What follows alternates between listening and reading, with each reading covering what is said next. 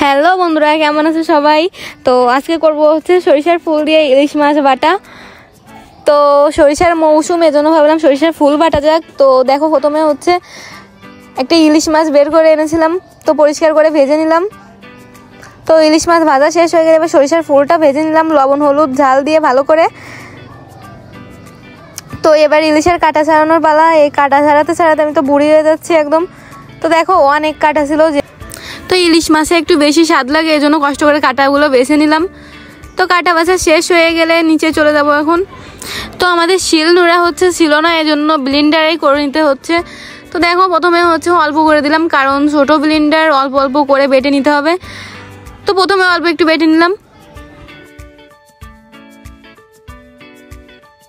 এবার যতটুকু আগে বেঁচে ছিল ততটুকু এবার দিয়ে দেবো। তার ভিতর মাছও দিয়ে দেবো এবং শুকনো ঝাল দিয়ে দেবো 5টা।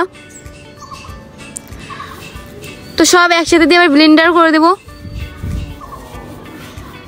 তো সবগুলো বাটা শেষ। এবার হচ্ছে টেস্ট করে দেখলাম ঝাল একটু কম ছিল, এজন্য কাঁচা লঙ্কা দিয়ে দিলাম, সাথে পেঁয়াজ দিয়ে লঙ্কা দিয়ে ভালো করে মাখিয়ে নিলাম। এবার এতে হালকা করে হচ্ছে সরিষার তেল দিয়ে দেবো, বেশি দেওয়া যাবে না যেহেতু সরিষার ফুলের রাগ বেশি। তো হয়ে গেছে মাখা। ভিডিওটা এবং তো টাটা।